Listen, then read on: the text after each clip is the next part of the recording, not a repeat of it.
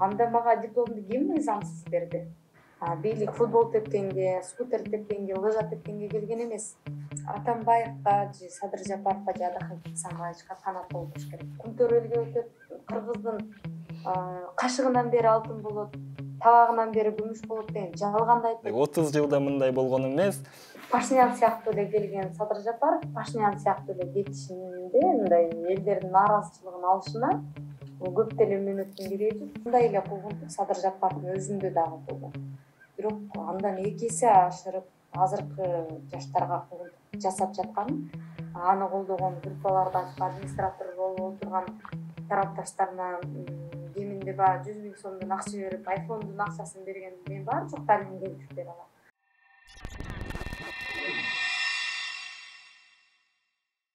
Орозайым, жаш экениңизге карабай, саясий чөйрөнүн да өйдө ылдыйын, ысык суугун көрдүңүз окшойт. Дипломуңузду жасалма деген жүйө менен депутаттык мандатыңыздан ажыратышты. Бир канча рет сурак бердиңиз. Аэропорттон камакка алууда аракеттери болду. Деги эле бул окуялар сизге кандай таасир этти? Кыргызстанда негизи эле аял кишиге саясат жасоо абдан оор да. Себеп дегенде биздин салт санабыз, үрп адатыбыз кайсы бир деңгээлде саясатка аралашууга чектөөлөрдү коюп келген. Бирок аны айтсак деле мындай биздин мурдакы муун, биздин ата бабаларыбызда ушул кайраттуу, кези келгенде жакшы чечимдерди чыгара алган, саясатка аралашкан айымдар болгон. Ошентсе дагы баягы биз эркиндигибизден жазбай, өзүмдүн ой пикиримди учурдагы баягы адилетсиздикке, учурдагы болуп жаткан баягындай туура эмес иштерге коркпой айткандыгыма байланыштуу ушундай бир куугунтуктоолор болду. Албетте мен мунун баары жогун эске алуу менен ушундай болоорун билгендигим үчүн дагы саясатка аралашканым. Мунун баары жогуна тарых өз баасын берет, таразалайт. Ошентсе да баягы жарандык коом деги эле ушу Кыргызстанда адилеттүүлүк үчүн күрөшкөн инсандар мунун баары жогу туура кадам деди. Бирок бийлик тарабынан жасалган мындай куугунтуктоо бул алардын чыныгы жүзүн ачып, өздөрү айтмакчы чүкөдөй кызга эригишкендиги бул алардын туура эмес жолдо кетип аткандыгын далилдеп койду да. Ошондуктан мен тараптан мындай кайра мен жаштайман ушундай ак караны көрүп, ушундай бир туура талдоо жасагандыгым келечекте чоң бир сабак болот деген үмүттөмүн. Демек, бул аракеттер сизди сындыруу эмес, тескерисинче кайра күчтөнттү. Албетте, себеп дегенде мен көп жаштарды көрдүм. 10 жылдан бери тагыраагы абдан ушу саясатка аралашып, жаштар менен кошо, ошолор менен бир чөйрөдө саясат багытында көптөгөн талкууларда катышып, митинг, өзүнүн ой пикирин айткан флешмоб, акцияларга байма-бай катышып келгендиктен бат эле бир жолу ушул УКМКнын сурак бөлүмүнө кирип чыккандан кийин, же болбосо кандайдыр бир түшүнүк кат жазгандан кийин сынып калган жаштарды көп көрдүм. Бирок ошолордун арасында баягы элдин элегин чыгуу чындыгында абдан оор, кыйын. Жогоруда айткандай эле аял кишиге саясат жасоо кыйын. Ошону менен катар эле бул нерсе мени эч качан сындырып кое албайт. Анткени туура жолду, түз жолдо бараткан адам сына турган эч кандай нерсеси жок. Жеке мен олигарх эмесмин, же өлкөнү тоноп, коррупцияга аралашып, бир мамлекеттик кызматта иштеп, элди алдап, ушундай бир туугандарым же кайсы бир бөлүмдө туура эмес иштерди жасабагандыктан мен корко турган, сына турган эч нерсем жок да. Мен чындык жолунда кетип атканыма кайра сыймыктанам.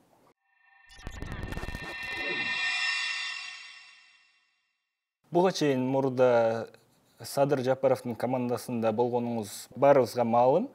Бүгүнкү күндө бүтүн Кыргызстандын мүчөсү катары жүрөсүз. Айтсаңыз, Садыр Жапаров менен Адахан Мадумаровдун айырмачылыгы эмнеде? Азыр өзүңүздөр билесиздер, өлкөдө баягы оппозициялык саясий партиялар шайлоого катышты 2021 жылы. 2020 жылы дагы катышты. Ошондо дагы ошол эң алдыңкы сапта оппозициялык саясий партиялардан Бүтүн Кыргызстан ат алды да келди. Ошон үчүн бар жок жарандык коом болобу, активдүү биздин жаштарыбыз болобу моюнга алыш керек. Бүтүн Кыргызстан алдыда, ат алдыда экендигин. Садыр Жапаров менен Мадумаровдун айырмасын ушул жерден тактап айтып кетейин деп атам да. Садыр Жапаровдун командасына кошулганда биз Садыр Жапаров мен жаштар менен иштейм деген убадасын 2020-жылы эмес, 2014-жылы эле берген. Мен 2006 жыл мурда мындай убадаларды угуп, бирок бул убадаларында тура албай экендигин 2020-жылы байкап таамдагандыгым үчүн дагы ал кишинин кээ бир сөздөрү аткарылбай, жаштарды жазгаруу максатында, баягы элдин ишенимине кирүү максатында колдонулган өзүнүн фразаларын, мындайча айтканда өзүнүн сүйлөмдөрүн эске алуу менен мен элге эскертип чыктым. Ал эми Адахан Мадумаровдун партиясына мен официалдуу 2020-жылы кошулуп, 2017-жылдан бери мен макул эмесмин жалпы мыйзамсыздыктарга деген акция аркылуу ал кишини жакындан тааныдым. Эмне себептен? Себеп дегенде 2017-жылы Атамбаевдин мураскери Жээнбеков келгенде жалгыз ошол киши айтып чыкты. Бир туунун астында биз баарыбыз биригишибиз керек. Эч кандай амбиция, эч кандай бир баягындай жеке кызыкчылык биздин албулуктуу иштерибизге тоскоолдук жаратпаш керек, келгиле биргели деп. Ошондо баягы Кыргызстандын келечегин коргоп калуу максатында жаштар биз ушундай кайсы бир саясий лидерлерге курал болбоо максатында жаштарда ушул саясатчылар менен айрым учурларда тең ата сүйлөшө алат экендигибизди далилдеп, биз да ошол Назгүл Ишеналиева бир гана мен эмес, Садыр Жапаровдун көптөгөн тарапташтары кошулганда эмне себептен? Себеп дегенде биз 2017-жылы Садыр Жапаровдун келип заматта эле мыйзамсыз камоолор жүргөн ага кезинде анын тарапташтарына уруп салуулар болуп, ушундай эле куугунтук Садыр Жапаровдун өзүндө дагы болгон. Бирок андан 2 эсе ашырып азыркы жаштарга куугунтук жасап жатканы мен үчүн табышмак эмес. Анткени 2020-жылы эле Садыр Жапаровдун туура эмес жолго түшүп алгандыгын алгачкылардан болуп айтып чыккан жаштардын катарындамын.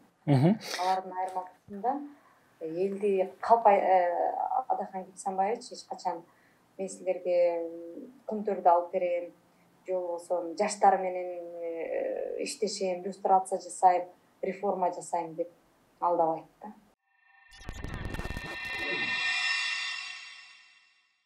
Садыр Жапаровдун мактай турган 3 сапатын айтып бериңизчи. Жакшы жагы, 3 жакшы жагы. Садыр Жапаровдун мактай турган жагы бул эл менен жанагы социалдык тармактар аркылуу жакыныраак баарлашканга аракет кылат да, башка саясатчыларга салыштырмалуу. Ошон үчүн дагы кандай десем, биз жаштар көпчүлүк учурда ага ишенип алабыз. Мен менен сүйлөшүп атат, мен маанилүү адам экенмин ал киши үчүн депчи. Эл менен жакыныраак сүйлөшүп, ар бир мындай жөнөкөй карапайым керек болсо ошол нарындагы эң алыскы райондордун биринде жашаган жөнөкөй бир жарандар менен тең ата сүйлөшүп коя турган мындай бир көндөмдүүлүгү бар да. Анын өзгөчөлүгү, буга баа бериш керек. Анткени бар жогу эле бийиктиктен түшүп карапайым эл менен сүйлөшө албайт. Бул бирөөсү. Жакшы жагы, ооба. Экинчи жакшы жагы бул аябай мындай эмгекчил да. Отуруп алып ушундай баягы макалаларды, мисалы үчүн жана саясатка аралашкан 10 жыл деген китебин мисалы Чолпонбек Абыкеев жазып берген десем, Чолпонбек Абыкеев аябай ошол сөзүмө тергеп мен жазган эмесмин деп айтып чыкты да. Бирок мен ал кишинин ыкмаларын билем да. Ар бир тармакта кимге жаздырып, элдин көңүлүн кантип табууну жакшы билет. Бул деген баягы мыкты саясий технологтордон да жакшы да. Өзү жасайт ошо пиар жумуштарын, керек болсо өзү Фейсбукта отура калып, 30 жылда мындай болгон эмес деген фразаларын көрүп атасыңар да. Бул жанагы кээ бир фейктердин дагы кээ бир мондой жанагы бизге каршы пикирлерди жазгандардын баары жогунун фразасы Садыр Жапаровдун окшош да. 30 жылда мындай болгон эмес. Эмне себептен буга чейинки президенттерге мындай сөздөрдү айткан эмессиңер, сен эмне кылып койдуң деген фразалар ушул президенттин жазган сөздөрүнө абдан окшош. Ушул маалыматты таратабыз деп жанагы күнү түнү талыкпай, керек болсо министрлердин WhatsApp'тарына чейин жазганы бул анын оперативдүү жасайт экендигинен кабар берет да. Бул экинчи плюсу. Үчүнчү плюсу бул жөнөкөйлүгү. Кайсы тараптан жөнөкөй? Жалпак сөз тил менен сүйлөйт. Мисалы үчүн биз агитацияга чыкканда менин агайларым көпчүлүк мен кандай десем айтат да, ушул ар кандай катмар бар. Интеллигенция катмары, жөнөкөй бир жаштардын катмары, карапайым элдин катмары деп. Бирок ошолордун арасында бир 4% интеллигенция болушу мүмкүн депчи.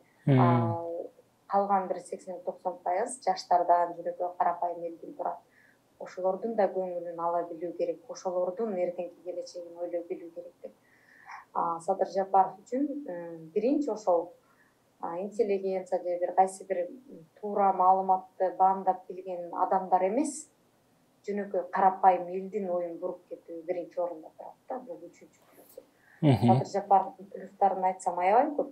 Азыркы саясатчылардан өзгөчөлөнгөндүгү үчүн дагы президент болуп турат да. Бул дегени жана түрмөдө отуруп мен деген 10 WhatsApp группа ачканмын, анан менде деген 2000ден ашык контакт бар эле деп ошолордун баары менен байланышып чыгуу чындыгында оор.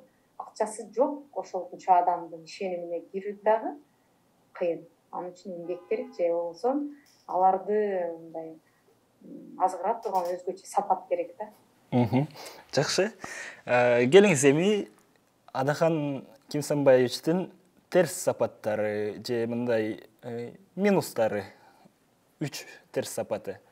Адахан Кимсанбаевичтин терс сапаттарын айтсам, буну мен эмес, Орусиянын вице-спикери Бабурин дагы өз кезегинде айтып кеткен, ал 2003-жылы. Мисалы үчүн элдин көңүлүнө карабайт да, ачуу чындыкты айтып салат. Бул чындыгында анын саясий карьерасына, анын жанында жүргөн жаштарга, айрым учурдан тарапташтарына абдан катуу тийет. Мисалы үчүн Орусияга көпчүлүк учурда келгенде айтат да, Кыргызстанга баргыла, ошол жакта эмгектенгиле. Бул жерде мындай алтындан акча төлөнүп атса дагы Кыргызстанга барып, ошол жерде кой багып болсо дагы өз ырысыбызды таап жешибиз керек. Бул дегени биз өзүбүздүн өксүктүгүбүздүн айынан Кыргызстанда эмеспиз. Биз деген пальманын жанында сүрөткө түшпөгөндүгүбүздөн тартынабыз, же болбосо бир кооз имараттардын жанында сүрөткө түшпөгөндүгүбүздөн тартынабыз.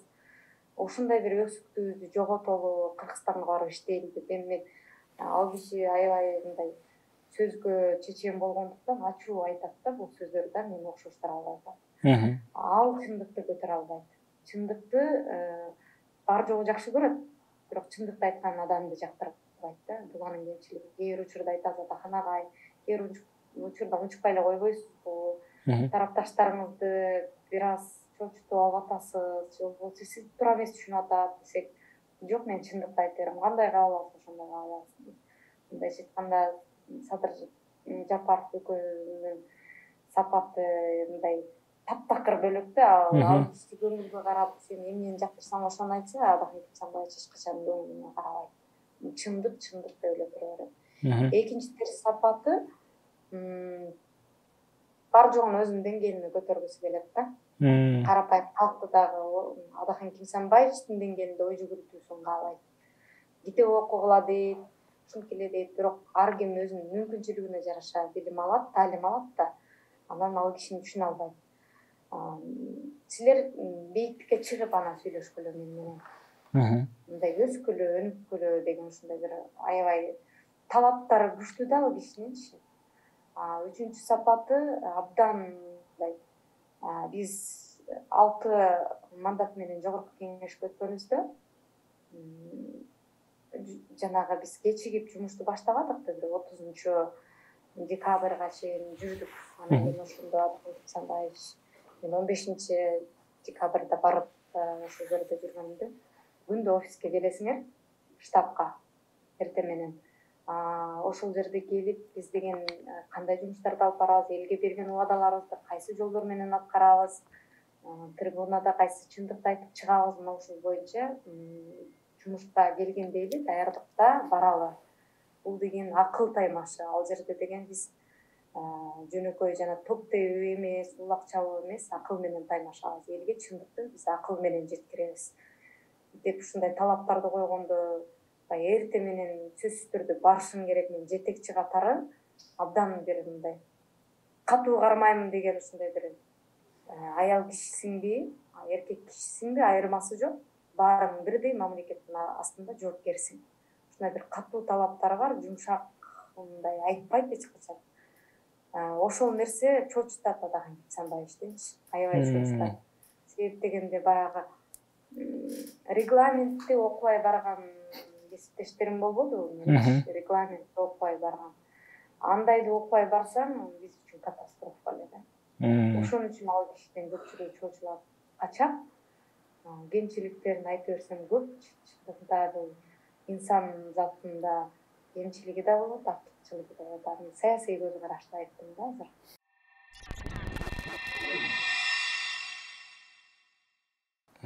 Атамбаевдин тарапташтары Атамбаевдин убагында баары сонун болчу, ушул гана кыйраткан деп келет. Анан Жапаровдун тарапташтары мына азыр Жапаров кыйратып атат, жана айтып өткөндөй 30 жылда мындай болгон эмес деген сөздөрдү айтат. Адахан Мадумаровдун тарапташтарын караса, биздин лидер гана президент болсо, мындай баары жакшы болот, өнүгүү болот деп айтат.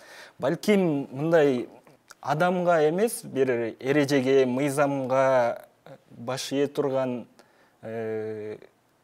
болгонубузда гана өнүгүү алдыга жылуу болот. Кандай ойлойсуз? Туура.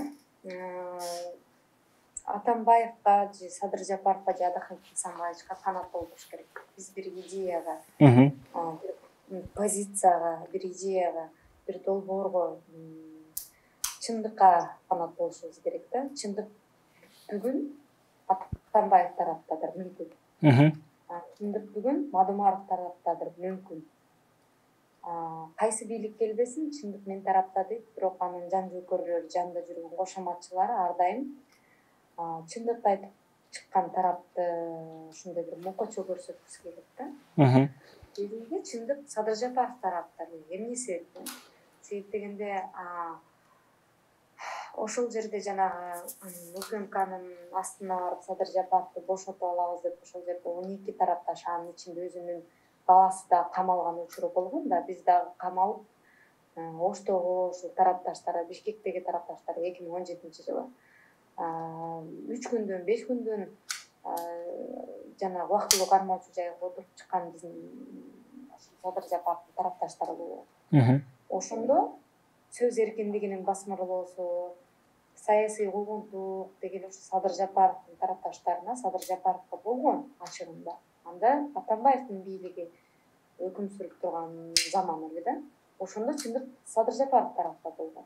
Ал эми Атамбаев азыр Садыр Жапаров бийликке келди, эми чындык Атамбаев тарапта болуп атат. Эмне себептен? Себеп дегенде жанагы 20-жылы 2020-жылы октябрь окуяларында Атамбаев эле эмес, Садыр Жапаров өзү деле аянтка чыгып алып кыйкырып, 2 күн деген жанагы аянтты бербей, өзүнүн тарапташтары жана чоң казак менен бирге кетпедиби? Ошолор деле УКМКнын, прокуратуранын мекемелерине барып ошол жерлерде басып отуруп алган учурлар болду. Анда чындык кайда? Анда Жапаров өзү биринчи жооп бериш керек октябрь окуялары боюнча. Анда биринчи Жапаров камалыш керек. Демек азыр чындык кайсы тарапта экендигин эл туура баамдап билиш керек. Ошондуктан айтар элем да, бир идеянын астында биригүү, бир адамга фанат кылып койбой. Биздин кемчилигибиз, жаштардын кемчилиги, азыркы баягы биз эми жаш мамлекетпиз да. Ушу мамлекет катарында биздин кемчилигибиз, ишенчээктигибизде, баяоолугубузда болуп атат. ооба, Адахан Кинсанбаевдин тарапташтары да Мадумаров президент болсо, биз деген дүркүрөп өнүккөн өскөн мамлекет болуп кетебиз деген идея менен келатат. Бирок алар 15 жылдан бери келатат да. Атамбаевдин тарапташтары билесиз да, анын бийлигинин учурунда бүткүл мамлекеттик машина, СДК партиясы, бүткүл ушул жанагы азыркы отурган жогорку кеңештин жарымынан көбү Атамбаевга жүгүнүп, чындык Атамбаев тарабында. Атамбаев журт атасы, Атамбаев деген ушундай деп мактап отурган. Эмне болду ошолор? Ушул жерден эле тараза ташын деп байкап койсок, Садыр Жапаровдун учурунда кечээ мен бир журналисттердин, кайсы бир жана жылдыздардын Instagram баракчаларынан карасам, Садыр Жапаровдун жубайынын азыркы 1-айымдын сүрөтүн чыгарып, аябай керемет кийиниптир, сонун жарашыптыр деп жагымпоздук кылгандыгы мен үчүн абдан бир уят маселе деп айтам да. Эмне себептен Садыр Жапаров камалып калганда жубайы мындай аябай кыйналып, видеолорго чыгып, кайрылууларды жасап, Садыр Жапаровду камап койду дегенди айткан эмес. Эмне себептен ошондо азыркы до конца деп бөлүнүп калышпадыбы? Ошол коом ошондо Садыр Жапаровду мактаган эмес. Демек, улардын кайгысы да, кубанычы дагы эки күндүк. Ушул жерден байкасак. Адахан Кинсанбаевич 12 жылдан бери бийликке эми келди, жогорку кеңешке кызматка эми келди. Бирок тарапташтар ошончо жылдан бери аны колдоп келет. Ушул жерден өзгөчөлүктү байкасак болот да. Алар Мадумаров президент эмес убагында деле колдоду, ал жумушсуз жүргөндө деле колдоду. Садыр Жапаровдун азыркы бийликтин командасы ушунчалык бүт мамлекеттик машинаны иштетип, кара пиар жасаганда деле колдоду. Ал масса бар да. СДК деле шайлоого катышты, байкасак болот да. Ошон үчүн кээ бир учурларда моюнга алыш керек. Демек, ошол коомдун ушул киши келсе өзгөрөт деген бир чөйрө бар. Албетте ар кимдин өзүнүн тандоосу, өзүнүн пикири бар. Бирок сиз айтмакчы, бир эле адамга эмес, идеяга байланышыбыз керек. Мадумаровдун идеясы эмне себептен мен жаштардын катарында бул кишини колдоп келатам. Мен ушул кишини идеядан тайбайт-го, жанагындай калп убадаларды берип, элди жазгарга байт-го деген менен колдойм да. Анан эгерде эртең бир туура эмес жолго түшүп, же туура эмес нерсени айтса, албетте биринчилерден болуп мен айтып чыкканга даяр.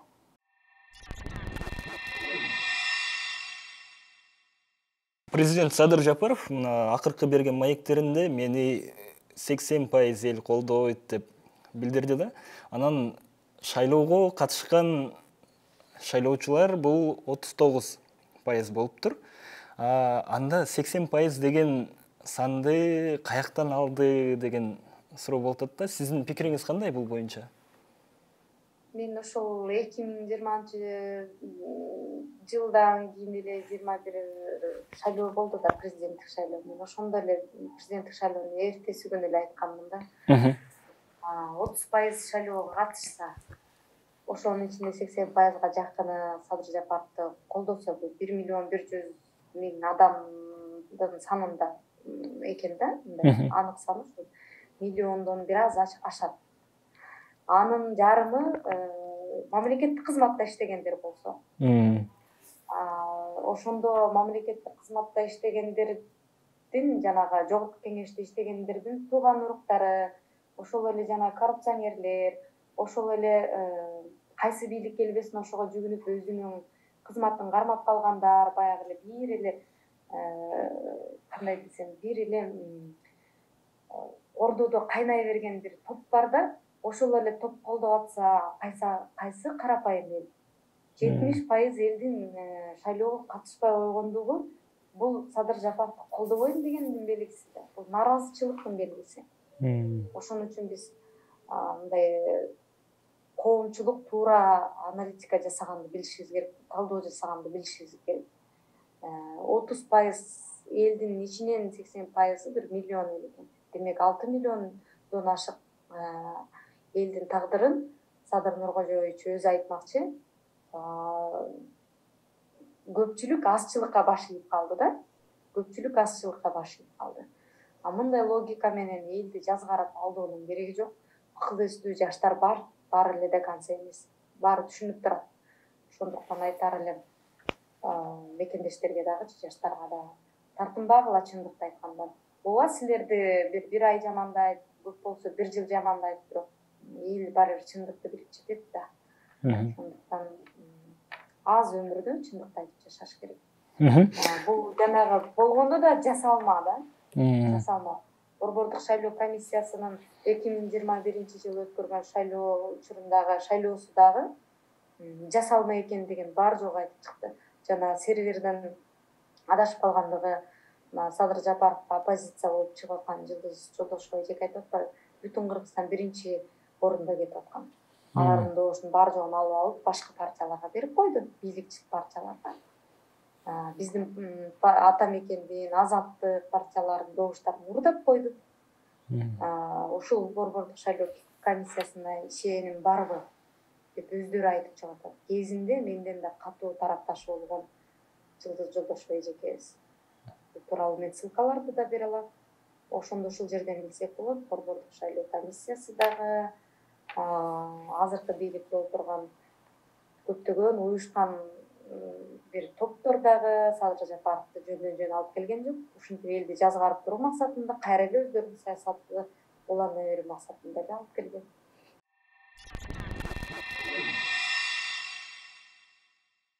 Бийликтин оппозициядагы кээ бир саясатчыларга, анан журналисттерге, анан ушундай сиз сыяктуу өз пикирин, өз оюн ачык айткан жарандык активисттерге, жарандарга жасалган куугунтугу бул алардын кайсыл бир деңгээлде коркуп жатканынан кабар береби? Ооба. Себеп дегенде 2015-жылы күздө Садыр Нуркожоевич Орусияга келүүмдү суранганда, мен анда Кыргызстанда элем. Дагы ошол журналистикада окуп, билим алып жүргөн убагым эле. Ошондо парламенттик шайлоо болуп, анда дагы бизди 1 жыл биз деген 2015-жылы жаштар менен шайлоого катышабыз, Мекенчил партиясы деп, анан шайлоого жакын убакта ал киши келе албай калды. Анткени ага козголгон кылмыш иштери бар болчу да. Анан Европада жүргөн. Анан аны деген мен инимдин бөйрөгүн алмаштырган үчүн Европага чыгып кеттим деген кандай шылтоосу менен ушундай бир жаштарга ушундай бир маалыматтарды берип жүргөн да. Анан ошондо Орусияга келип, Орусиядагы ошол биздин баягы интернетте активдүү колдонгон мигранттарга интернет бат жетти, бар жогунда мүмкүнчүлүк бар интернет менен колдонгонго бар жогу улуттук мамлекеттик каналдар чет мамлекетти тартпагандыгы үчүн интернеттен маалыматты көпчүлүк алышат да. Ошондо келип интернеттен ушундай бир Садыр Жапаров деген саясатчы бар экендигин, ал деген кумтөр маселесин көтөрүп чыккандыгын айтып, ушундай бир элге маалымат жеткирүүбүздү суранган. Ошондо мен бир журналист кыз менен 2015-жылы бир сентябрдын аягында, октябрдын башында келген. Анан келип, ошондой бир активдүү ушул элдерге маалымат жеткирүү программасын иштеп чыгып, элдерге аябай көп маалымат жеткирип жатканбыз. Ал эми азыркы баягы өз ой пикирин айтып жаткан жаштар, ошол эле мисалы иликтеп жаткан жанагы иликтеги эле коррупциялык иш-аракеттер боюнча жанагындай туугандары бийликке келип алып, мамлекеттик жанагы кандай десем, кызмат абалынан пайдаланып жаткандар боюнча мага айткыла деп, бирок ал ошентип айтып чыккан жаштарга, оппозициялык бир топко өзү кайра куугунтук жасап аткандыгы бул туура эмес. Ушуга ошол жана жогоруда айткандай эле далил катарында Садыр Жапаров ошол 2015-жылы жаштарды чакырып кенен түшүндүрүү иштерин жүргүзгөнгө Атамбаев мынчалык тоскоолдук кылган эмес. Азыр Орусиядагы элчилиги, кайсы мамлекеттеги элчилик болбосун, эми башка мамлекеттеги элчилер дежур элчи эмес деп эсептейм, бирок Орусиядагы элчилик кайсы жерде оппозициялык топ токтолбосун, мисалы үчүн Орусияда мен көпчүлүк учурда биз Кемпир Абад же ошондой эле жанагы куугунтук маселеси боюнча жыйындарды өткөргөнүбүздө бул жактын жергиликтүү участковыйларына, ФСБнын өкүлдөрүнө кат жолдоп ошолорду кармагыла, ушулар мыйзамсыз иш аракеттерди жасап атат, бөтөн мамлекетте өздөрүнүн партиясынын же болбосо өздөрүнүн оюн айтып жатат деп ушул жерге чейин колдору жетип куугунтук жасап атат да. Ал эми ошондой эле жанагы Болот Темиров боюнча мен өткөндө өзүмдүн кайрылуумду айтып кеттим эле Фейсбукта. Аскерди бөлүгүн урдап алган деп ушунчалык аябай мындай уятта, кандай десем, демек ошол Кыргызстанда ушундай бир эң баягы билимсиз адамдар жасай турган мамлекеттин кадырын мындай түшүрө турган эле сөздү айтып койду да. Аскердик билет сата берген эмне Кыргызстан бир көчөдөгү эле бир мамлекет эмес да. Аны ким сатты? Ким ал сүрөттү чаптап берди? Ким ошол документти кабыл алды? Алар эмне үчүн жоопкерчиликке тартылбайт дагы? Анан кийин ушундай аскердик билетке сүрөтүн чаптап алып урдап алды деген сөздү айткандар ар дайым чындыкты айткан адам катары сапатталып келе берет бийлик үчүн. Бул деген уят маселе. Экинчи маселе бул куугунтук боюнча менин дипломумду айтып атышпайбы? Бул деген дипломду мыйзамсыз алган деген долмоотторун коюп атышат да. Анда мага дипломду ким мыйзамсыз берди? Комиссиячы. Мага баа койгон комиссия, менден экзамен алган мугалимдер, алар жоопкерчиликке тартылбайбы? Мен өзүм баа коюп, өзүм дипломду ыйгардымбы? Андай менде мүмкүнчүлүк жок. Алардын бири да жоопко тартылган жок. Мен жоопко тартылышын каалабайм, анткени бул саясий куугунтук болду. Алар дагы ушул саясий куугунтуктун артында менин артымда кыйналып калышын каалабайм, ошон үчүн соттошкон жокмун. Мен ошол эле университеттин директору менен, комиссия менен, мугалимдер менен соттошсом болот эле да. Эмне себептен жокко чыгарып койдуңар деп. Мен аны жасаган жокмун. Анткени дипломду алган мен эмес, мага ошондой мыйзамсыз дипломду берген алар жоопко тартылышы керек. Ушундай бир логикага туура келбеген куугунтуктарды жасаганы чындап эле азыркы оппозициянын чындыкты айтып жаткан жаштардан, азыркы бийликтин оппозициядан коркоорунун белгиси да. Анткени булар 1,5 жылдан өтүп атат. Убадаларды пайма-пай берди. Ошолордун убадасынын 30% да ишке ашкан жок.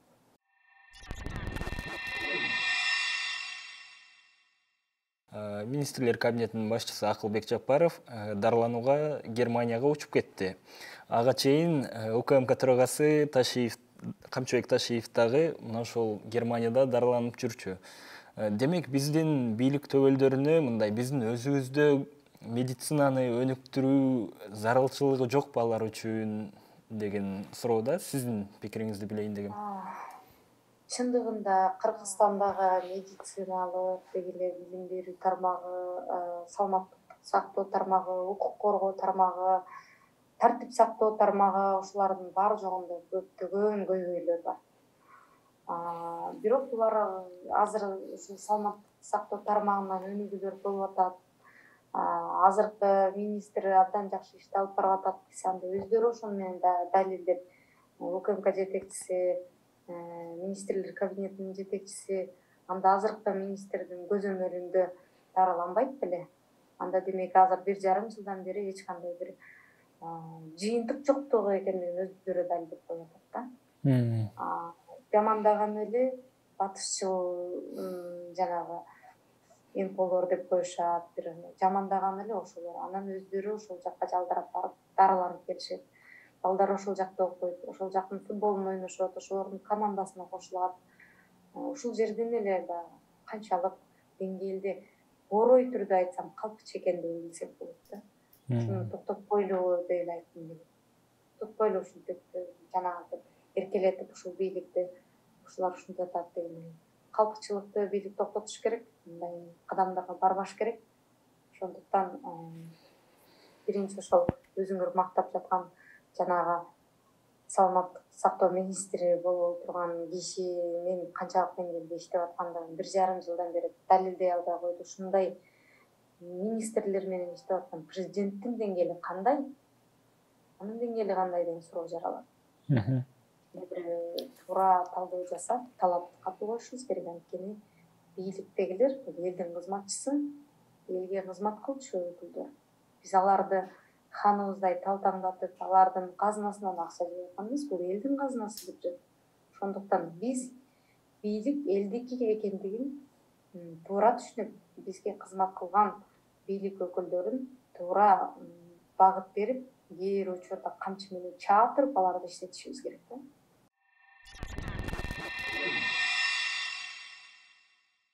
Жакшы. Маегибиз соңуна чыгып барат. Оразайым аягында жалпы кыргызстандыктарга же бийликке сизге кайрылуу үчүн эркин микрофон дейбизби, эркин сөз. Тилекке каршы мен Азаттыкка берген акыркы маегим чыкпай калды да, толугураак.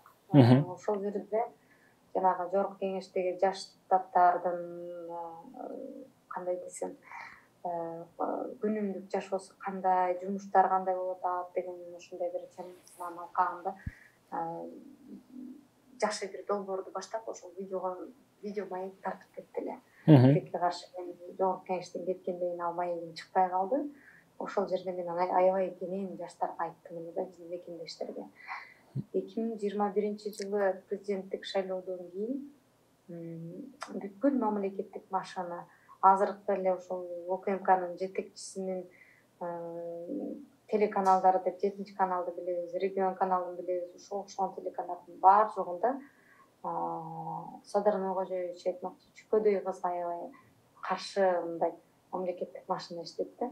Бул дегени мен көпчүлүк жаштардын, көпчүлүк биздин мекендештердин суроосун берип, ошону айтып чыккандыгым бул аларды териктире алды.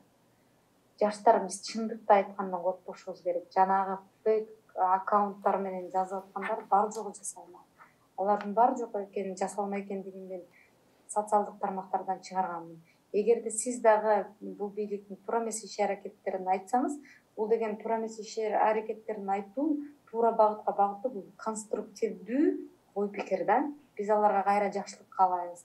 Элге туура кызмат кылышын, туура жолдо элдин акысын жебей, өзүнүн туугандарын алып барбай, жанагындай нефти газдан мазуттарды уурдабай, жанагы кудаларын бийликке алып барбай, өзүнүн тааныштарын министрликке орнотуп, улгор кошун кайнатпай, казинодон адал акча жасайбыз дебей, Кумтөрөлгө өтөт, кыргыздын кашыгынан бери алтын болот, табагынан бери күмүш болот деген жалганды айтпай, туура багытта иштегиле деген мындай конструктивдүү ой пикирлерди туура кабыл албаган бийлик ошондой 80% аябай туура айтат.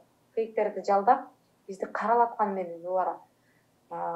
Мени кармап кеткенде жанагы күнөөкөр катары соттун чечими менен кармап кетпедиби? Ошондо мени кармап кеткенде ошол мени кармап кеткен бөлүмдүн жетекчиси айтып атат да, 10-бөлүмдүн жетекчисичи. Сиздин дейт комментарийлериңизде дейт, мени эмне себептен кармадыңар деп атам да, мен бийликти басып алуу же болбосо бир Өзбекстандан же Тажикстандан танкаларды алып келип бийликти басып алуу иш-аракеттерин жасабасам, мен аза күтүп отурсам, өзүмдүн бир тууган агамдын 40-ылыгын өткөрүп кетип атсам, боз үйдө ыйлап отурсам, кайдагы бийликти басып алуу аракети? Сакалын чубалтып, менин 70-теги аксакал атам ыйлап отурса, ал каяктан бийликти басып алат? Анын үйүндө мен кантип бийликти басып алуу кагаздарын чаптайм десем, сиздин комментарийиңизде ошондой сөздөр бар экен дейт да. Элестетиңиз, менин комментарийиме мен жооп бербейм да, анан өздөрү жасап алган жана 80% фейковый комментарийлерди бийликти басып алабыз, бул бийлик ушундай талаптарга жооп бербей калды деген орой баягы жан дүйнө кыйкырыктарына мен жооп бербейм да. Анан ошол комментарийлерди окуйт экен да буларчы. Анан элдин баары жогу комментарийди окуп, комментарийди жазган элдин пикири деген манипуляциялоо жасайт экен да, мындайча айткандачы. Кайра эле бизди силер кылып атасыңар, силер жасап атасыңар деп бизге ошону аң сезимибизге сиңирип, бизди күнөөкөр катарында чыгарып коет. Ошондуктан ушундай нерселерге азгырылбагыла жаштар. Ондай нерселерге керек болсо чоң үлкөн саясатчылар дагы ишенип баратат да. Садыр Жапаровду деген 80% эл колдоп атыптыр, комментарийлерде ушундай нерселерди жазып атат деп. Биз үчүн бул жаңылык болгондуктан биз билбей калдык. Өнүккөн Европа өлкөлөрүндө мындай троллинг эткен компаниялар иштейт. Ошол нерселерди биздин Кыргызстандагылар үйрөнүп алып, азыр айрыкча мурда спортсмендер, бобончулар аябай популярдуу болсо, азыркы современный мындайча айтканда заманбап бобончу, спортсмен, жанагындай каралар бул фейковый аккаунттар менен элдин ой пикирин бууруу үчүн жасалган иш-аракеттер. Садыр Нуркожоевич өзүнүн резиденциясына чакырып алып, до конца деп группа ачкан, группадагы көптөгөн өзүнүн тарапташтарына кеминде $500 акча берип, аны колдогон группаларда администратор болуп отурган тарапташтарына кеминде 100.000 сомдон акча берип, айфондун акчасын берген мен бар жок далилин келтирип бере алам. Ушуга окшогондор ушундай бир майда барат ыплас аракеттерди жасаган бийликтин деңгээли кандай? Мына ушул суроо менен талдоо жасоосун каалайт элем да. Бийлик футбол тепкенге, скутер тепкенге, лыжа тепкенге келген эмес. Бийлик Кыргызстан азыр аябай сазда батып турган кыйын абалда. Ошол абалдан чыгарып алыш үчүн Кыргызстанды мындай бир миллиондоп чет мамлекеттерде кул болуп иштеп жаткан мекендештерди куткарып алыш үчүн келди. Жаштарды бийликке алып келип реформа жасайбыз, иллюстрация жасайбыз, коррупционерлер жок болот деген убада менен келди. Ошол убадасына туруусун биз камчылап талап кылышыбыз керек. Талап кылган мынантип барган эл өкүлдөрүн, журналисттерди камчылай бергенде эл коргоп алыш керек да. Ошондуктан жалпы мекендештерге кайрылат мен. Чындыкты айткандан коркпогула, анткени силердин 3-чү муунуңар мигрант болуп баратат. 3-чү муунуңар кул болуп атат. 3-чү муун сабатсыз бир кандай десем, аябай бир саламаттык сактоо жагынан, билим берүү тармагынан татыктуу бир кызматтарды ала албаган муун жаралып атат. Ден соолугубузду айтпай эле коеюн. Ошондуктан өзүбүздүн бактыбыз үчүн, өзүбүздүн жаркын келечегибиз үчүн ар бирибиз өзүбүз күрөшүшүбүз керек. Бир багытта, бир идеяда Мадумаровду же Атамбаевди же болбосо жаңы чыккан оппозиция өкүлдөрүн колдогула дебейм. Өзүңөрдүн жаркын келечегиңерди колдогула, өз бактыңар үчүн өзүңөр күрөшкүлө. Чындык бар жогубузга таандык. Ошондуктан ушу чындык үчүн аракет кыла берели. Армяндардын эмесин премьер-министр Пашинян келгенде ошондон аябай таасирленип жаштарга мынтип айтты эле да. Силер элдерге айткыла, өзүнүн түйүнчөгүнө бир токочун анан 1 литр өзүнүн чайын түйүп алып, тынчтык митингине чыгып, бийликке талап коюш керек. 10.000 деп, 20.000 депчи. Туура жолго түш деп ошо Пашинянды колдоп алгандай колдоп талап коюш керек. Ага бар жогун бар деп өзү айткан эле да кезинде. Анан кечээ күнү болсо ошол кабар маалымат агенттигине маек берип атып, эми митинг кылып чыккандарды катуу жазалайбыз дегенде бир коркутуу, үркүтүү аракеттерин жасап тур. Уятсыздыктын белгиси да. Ошол Пашинян сыяктуу эле келген Садыр Жапаров Пашинян сыяктуу эле кетишинде мындай элдердин нааразычылыгын алышына көп деле мүнөттүн кереги жок. Ошондой уят болгонго чейин туура жолго түшүп, өзү жамандаган, жанагынтип кароолоо жасагандардан кечирим сурап, өлкө жетекчиси болсо дагы Кыргызстанды мындай жакшы өнүккөн мамлекеттердин катарына алып чыгып кетүү мүмкүнчүлүгү көп. Ошол адашкан жолго барбашын каалайм да, баягынтип эртең эле жанагынтип биздин бир жерибизди Тажикстанга алдырып, болбогон бир жерлерде ушундай болбогон бир кароолоонун аркасында Тажикстанга жем болуп, же болбосо кайсы бир Кытайга жем болгондун ордуна мамлекетти сактап калуу менен алек болсо деген гана каалоо тилектерди айтат элем. Жаштар келгиле ушинтип талап кылып туралы. Биз өзүбүздүн келечегибиз, биздин мамлекет, эртең бизге калат мамлекет. Биз кандай абалда алып калабыз? Талкаланган, жанагындай уугалдыктарды тебелеген, миллиондоп кул болгон биздин бала чакабыз, бизден кийинки муун, бизден дагы аянычтуу тагдырларга туш болгон мамлекетти алып калбаш үчүн азыртадан аракет кылыш керек. Мыкты саясатчы өрт чыкканда өчүрүш керек дебейт, өрттүн алдын алат. Биз өрт чыкканда ушинтип өрт чыгып тигил өрттөрүптүр дебей, тиги өрттү гана атат, өрт чыккан атат деп алдын ала айтышыбыз керек. чыныгы саясатчынын белгиси ошондо. Ошондуктан айтар элем, баарыңыздарга ийгилик каалайм, мамлекетибиз дүркүрөп өсүп өнүккөн мамлекеттердин катарына кошулушун каалайм. Менден да сабаттуу, менден да чындыкты чыркыратып айткан, менден да билимдүү коом, менден да катуураак далил менен, жүйө менен айткан коом койгонгула чыккыла. Силерге окшогон татыктуулар жогорку кеңешке барса, менден да мыктылар барса, биз албетте кулдук кубаттап турабыз. Бирок мынтип унчукпай отура берүүнүн кереги жок. Кудайга да жак.